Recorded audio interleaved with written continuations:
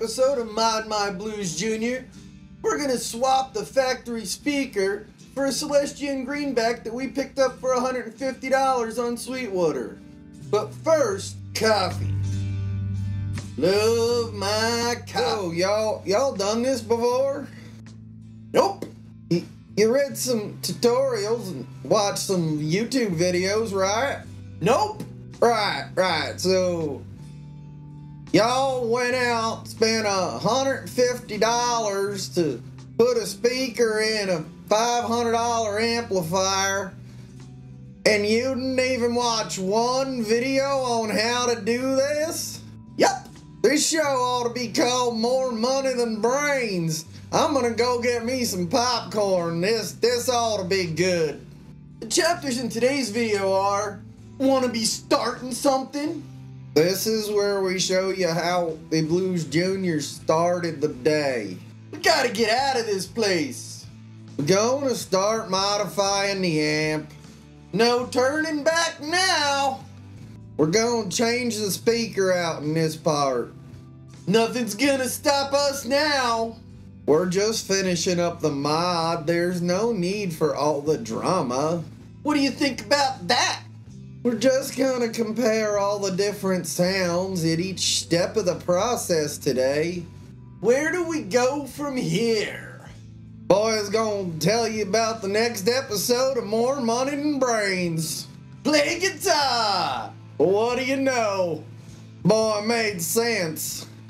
You already heard the Blues Junior in a mix. Now let's hear it all by itself.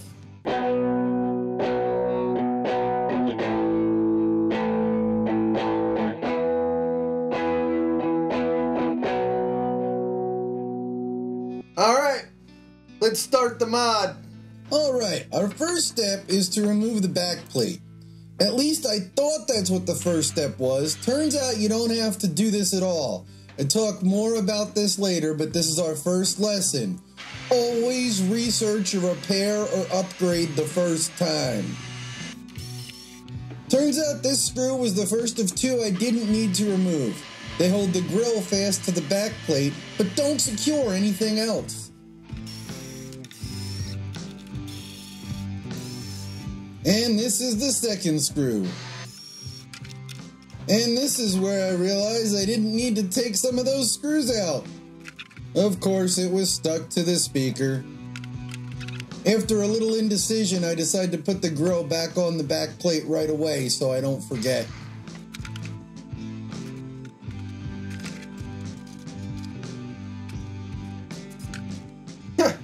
Looks like Southern Mew was right. Don't know why he sounds surprised. I'm smart enough to keep my mouth shut. I don't know what I'm talking about. Here's how the Blues Junior sounded after step one.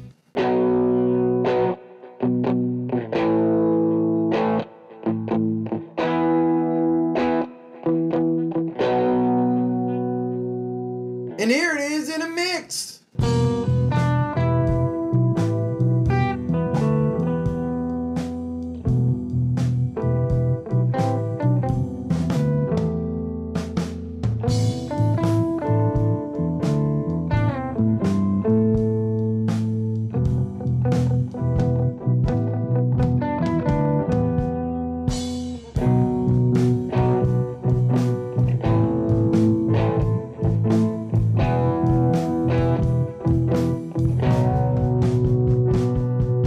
Let's keep working on the amp. Now it's time to remove the chassis. Notice that the only thing the back plate mounts to is the chassis. This means that I could have just taken the chassis out and it would have brought the back plate with it. I took out the two top screws, then attempted to remove the chassis without realizing there were two more screws on the sides.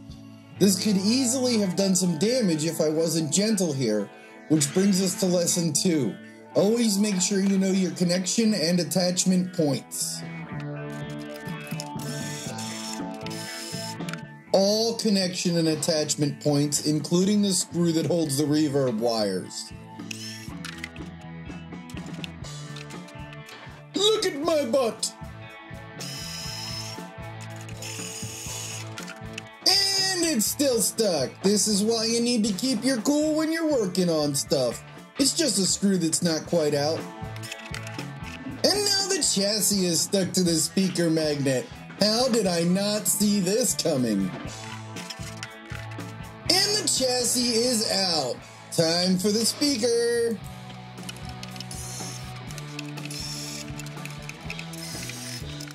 I hold the speaker in place while I remove the last screw. Don't want to bend the speaker frame, do we? The speaker wire is held on with alligator clips, so I can just pull them off. I don't have to solder anything. And there's the alligator clips. And here's the star of our show, a Celestion Greenback. It's off camera, but I'm pointing to the plus sign that marks the positive terminal and showing you that the red and black wire should get connected to this terminal. I'm putting it in upside down so that the clips on the speaker wire can be reached without disassembling the amp. This way, if I need to replace the speaker wire, it's a simple process. I can't find the screw hole on the bottom here. Well, it is optimal to align things by inserting screws in a star pattern. As this is a square imposed on a circle, you can use any two screw holes, so I fasten the top one instead.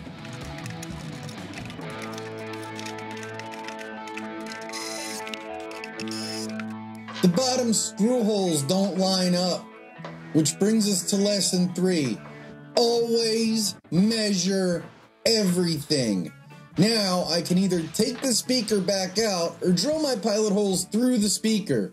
Neither of these are great choices. Let me get my drill.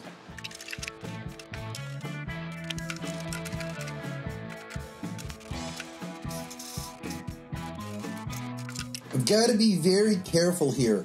I do not want to scratch the speaker frame. Also, if I go through the front plate, the bit will go right through the grill. However, if the hole isn't deep enough, I won't be able to get the screw in all the way. This was a real nail-biter moment. And success!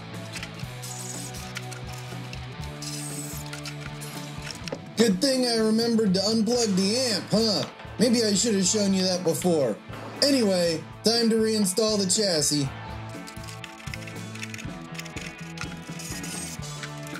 Tighten these top screws most of the way. Leave them a little loose because you'll need the play to line up the side screw holes. And now it's time for lesson 4. Don't forget old lessons. There's an old trick where you use a toothpick on the side opposite the screw to find the hole. It saves loads of time when you can't see the holes you're trying to line up.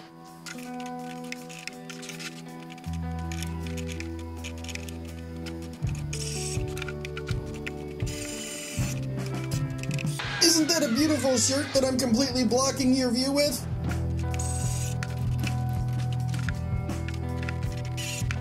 It takes me a while to hook up the speaker wire because I have to let some extra cable out of the loop. The Greenback's dimensions are a little different than the Jensen's, and it makes the alligator clips be a little farther away from the speaker input on the amp. I really should have worn gloves while I was working on the amp. Skin oils on tubes can cause the glass to heat at a different rate where the oil is present, cracking and or shattering the glass. I know I touched these tubes. I'm going to go grab some hand sanitizer and clean them up good. It works well, just rub a very liberal amount on and then dry them back off. Give it 5 or 10 minutes to ensure they're completely dry and you can fire it up.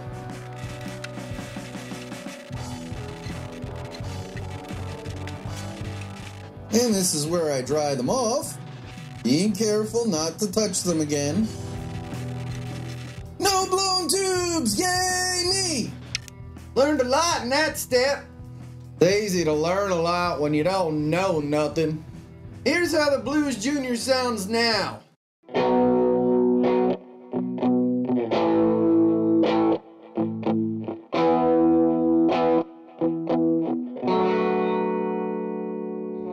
And here it is in a mix.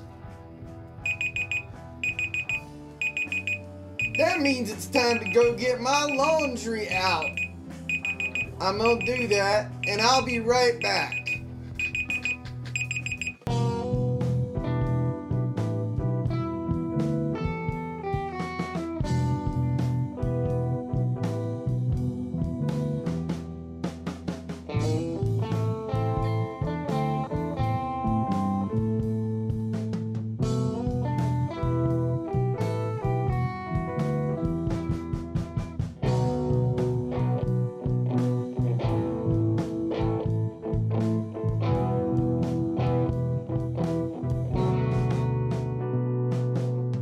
Alright, that's done. Let's finish this job up now. Now let's reattach the back plate.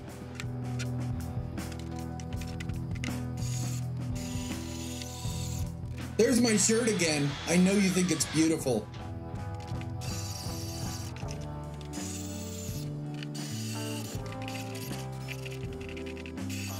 "23 minutes later, and we're done." I think someone hit the easy button on that step. I think someone hit the stupid button on your conception. Here's how the Blues Junior sounds now.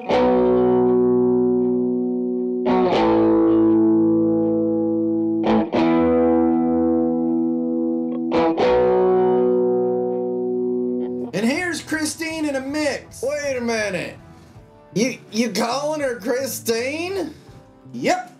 You named the amp. Yep. This is ridiculous. It'll all make sense when we're done. You don't know my vision. Well, there's one thing I don't know. And at least 4 you didn't know. Here's Christine in a mix.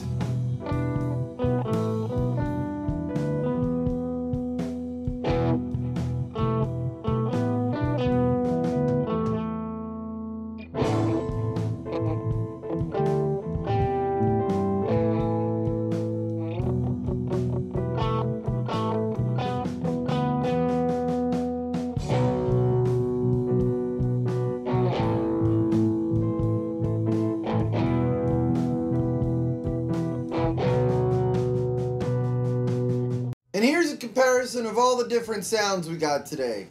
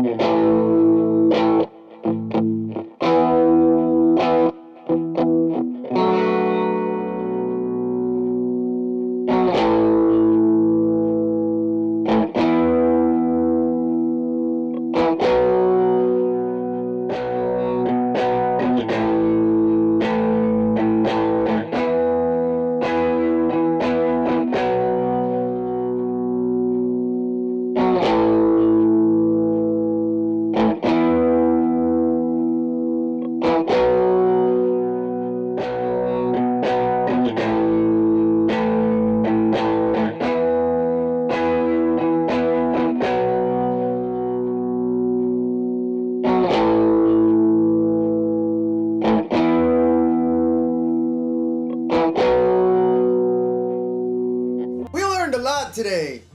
He learned a lot today. Today I found out, always research a repair or upgrade the first time. Always make sure you know connection and attachment points. Always measure everything. And don't forget old lessons. Those 4 things should make our next upgrade go a lot smoother. Next time on how to cut your fingers off with a saw. In listening to the tone comparison, my favorite tone was the greenback with the back of the amp still off. But I don't want to just leave the back off because it exposes all of the electronics. I also do not want to modify the original backplate. Join us next time when we make a custom backplate that covers the electronics but leaves everything else open. Next time on Morons with Power Tools. And now, just for fun.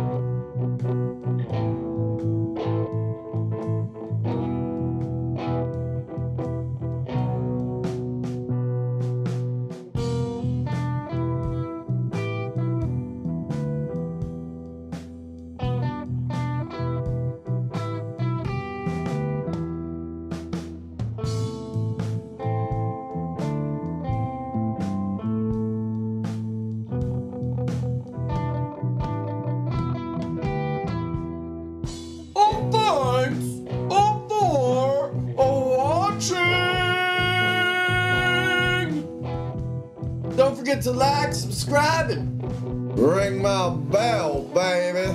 Stay happy, stay healthy.